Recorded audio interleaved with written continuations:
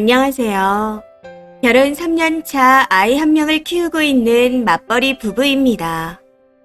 결혼 초부터 시부모님의 잦은 전화와 갑작스러운 방문으로 스트레스를 받아왔습니다. 처음에는 잠시 왔다 가시는 거니 참아보자 하며 버텼지만 주말마다 불쑥불쑥 찾아오시니 스트레스가 극에 달해 노이로제가 올 지경입니다. 해서 고민 끝에 남편에게 좋게 돌려 이야기했었죠. 그런데 생각할 것도 없다는 듯이 바로 부모님 편을 들더라고요. 몇 번인가 그런 일이 있고 난 후 말해도 소용없다는 걸 느끼게 되어 이제는 대놓고 싫다고 말해버립니다. 중간 역할 잘해라. 한 달에 한 번 정도는 찾아뵙겠다. 하면서요. 사실 남편 집이 증조 할머니와 할아버지도 계시고 종갓집이라 제사도 많습니다. 거기다 어른들 생신 4번, 명절 제사를 제외하고도 한 달에 한두 번 정도 찾아뵙고 있는 상태이고요.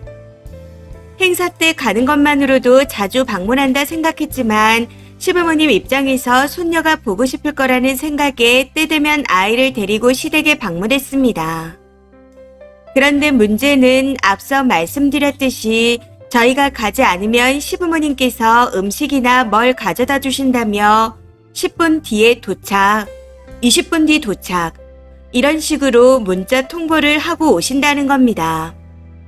그럴 때마다 정말 짜증이 나더라고요. 지난 한 달간 스트레스로 일부러 시댁에 가지 않았더니 3주 동안 연속으로 통보하고 오시기에 남편과 아기만 내려보내고 저는 집안일을 했습니다.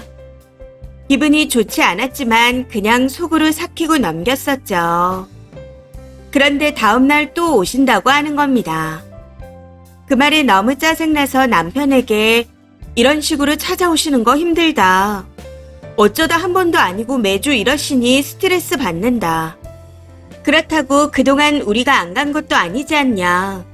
이런 식으로 오시는 거 못하게 하시라고 몇 번이나 말하지 않았냐. 하고 말했더니 잠깐 보는 게 그렇게 어렵냐? 너한테 뭘 시키냐? 하고 버럭 소리를 지르며 휴대폰을 던져 박살내버리는 겁니다. 그러다 자기 분에 못 이겨 발로 문을 차다가 발가락이 절단되는 바람에 119에 실려가서 봉합수술을 했습니다. 아무리 감정 컨트롤이 안 된다 하더라도 아기 앞에서 그런 행동을 하는 게 제정신이 아닌 것 같더라고요. 아무래도 이런 상황을 시댁에서도 알고 계셔야 할 것 같아 시어머니께 연락을 드렸는데 우리가 문제네. 전화를 아예 안 했어야 됐네. 하며 감정적으로 말씀하시기에 더 말해봤자 소용없을 것 같아 수술이 끝나면 연락드리겠다 말씀드린 후 전화를 끊었습니다. 그러고 난 후 아이와 잠시 집에 와 있는 사이 수술이 끝났다는 연락을 받고 짐을 챙겨 택시 타고 병원으로 가고 있었습니다. 그때 때마침 아버님께 전화가 오더라고요. 무슨 일이 있었던 거냐고 자세히 얘기해보라 하시기에 솔직하게 다 말씀드렸더니 그건 제 생각의 문제랍니다. 만나는데 규칙이 있는 건 아니지 않냐며 이런저런 말씀을 하시는데 결론은 제가 문제라는 거였습니다. 그러면서 저와 결혼하고 난 후 남편이 쫓기는 느낌이었는데 그게 아무래도 제가 잔소리를 해서 그런 것 같다네요. 해서 결혼하고 가정을 이뤘는데 저희만의 시간도 보내고 싶다. 10분, 20분 전에 연락 주고 오시는 거 불편하다. 저도 같이 사는 공간이다. 친정 엄마가 오셔도 하루 전에 청소를 해놓는 편인데 매번 불쑥불쑥 찾아오시니 힘들다. 하고 정중하게 말씀드렸지만 안 들리시는 듯 했습니다. 사실 시댁에서 시집살이가 없었다면 저도 이렇게까지 불만이 있지 않았을 겁니다.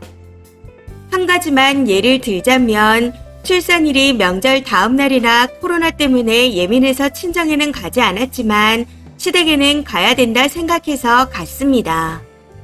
그런데 설거지를 시키더라고요. 당시 삼촌이 주방에 오셔서 제가 설거지하는 걸 보시고는 다음날 애 낳으러 가는데 설거지를 시키냐고 한마디 하시니 분위기가 바로 싸해지더군요. 아기가 태어나고 50일이 돼서 보고 싶으실까봐 주말에 오시라고도 했었고 100일 때쯤이 어버이날이라 친척분들도 보여드린다고 2시간 거리를 과일 3박스와 떡까지 챙겨서 갔었습니다. 거기다 아이가 조금 크고 난 후부터는 매달 한두 번씩 시가에 찾아가기도 하면서 나름 할 도리도 다 했다고 생각합니다. 그런데 어떻게 제 생각이 문제라고 하시는 걸까요? 저희 친정 부모님은 많이 도와주시며 항상 저희 둘만 잘 살면 된다 하시는데 시부모님은 도대체 왜 저러시는지 이해할 수가 없습니다. 내일이면 남편이 집에 올 텐데 말도 섞기 싫으네요. 수술하기 전 보호자한테 연락을 해야 하는데 시부모님이 아닌 저희 친정 오빠한테 전화를 했더라고요. 도대체 무슨 생각인지 모르겠습니다. 본인 부모님이 걱정하실까봐 그런 걸까요? 아무리 생각해도 저는 이 도돌이표가 계속될 것 같습니다. 그래서 제가 포기하는 게 맞는 것 같다는 생각이 들어요. 와이프가 고통받는다고 몇 번이고 이야기를 했는데 저렇게 행동하는 걸 보니 저희 앞날이 훤히 보이는 것 같습니다. 거기다 그날 남편이 했던 행동들이 눈앞에서 사라지지 않아 더 힘든 것 같네요. 그냥 저와 아기한테 폭력을 행사한 것과 다름없다는 생각이 들거든요. 그동안은 아이를 위해 참아왔는데 이제 더는 안 될 것 같습니다. 그래서 모든 집안의 행사를 포함해 일관성 있게 한 달에 한 번만 뵙겠다 통보할 예정이고 거부한다면 제가 이 집안에서 사라져줄 생각입니다.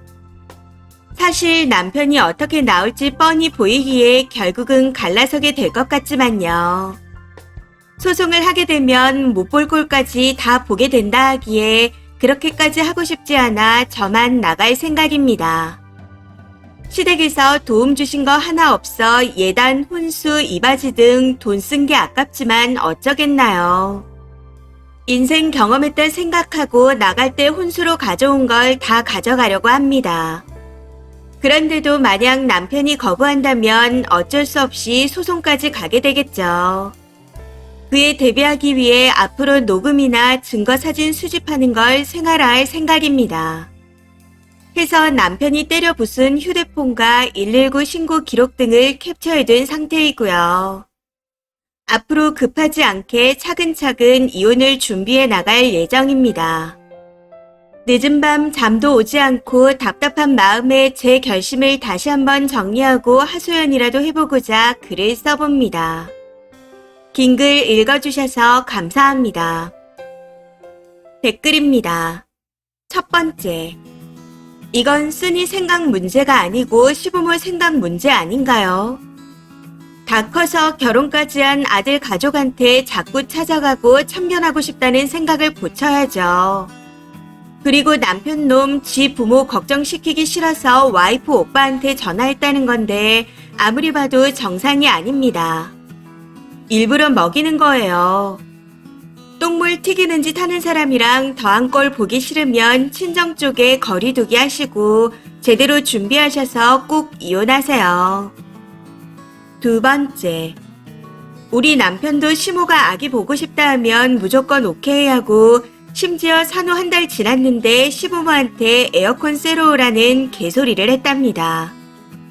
해서 시부모의 잦은 방문과 어머님의 무례한 언행 때문에 우울증이 와서 당신이랑 이혼하고 싶다.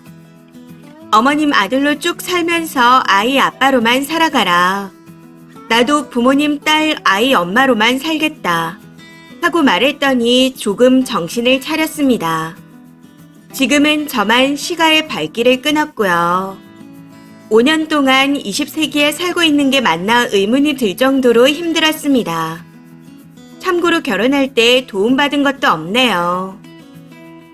세 번째. 남편이 너무 문제인데요. 급발진에 폭력적이기까지.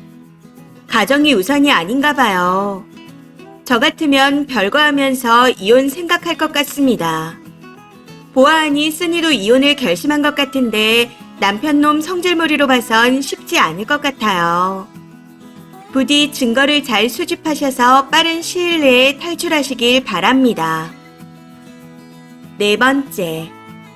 다툼은 대체로 사소함에서 시작하는데 그때 보이는 태도가 아주 중요하다고 생각합니다. 구체적인 상황은 글만으로 알 수는 없으나 글 속 남편분의 행동은 상당히 위험해 보이네요. 우발적인 범죄가 괜히 일어나는 게 아닙니다. 그러니 떨어져 지내면서 안전하게 탈출할 수 있는 방법을 찾으시는 게 좋을 것 같습니다. 다섯 번째. 남편이 집에 돌아와서 내 발가락 다친 건 너 때문이라고 얼마나 가스라이팅을 하고 역정을 낼지 생각만 해도 끔찍하네요. 차라리 다른 문제라면 그래도 서로 배려와 양보하며 맞춰보는 노력이라도 해볼 것 같은데 이건 뭐 공감 능력도 없어 자기 성질머리에 다치기까지. 모든 걸 쓰니 탓만 할 텐데 이건 고칠 수 있는 문제가 아닙니다. 포기하는 게 더 현명하고 덜 다치는 방법일 수 있어요. 그냥 조용히 이혼 준비하세요. 이번 폭력성도 걸고 넘어지시고요.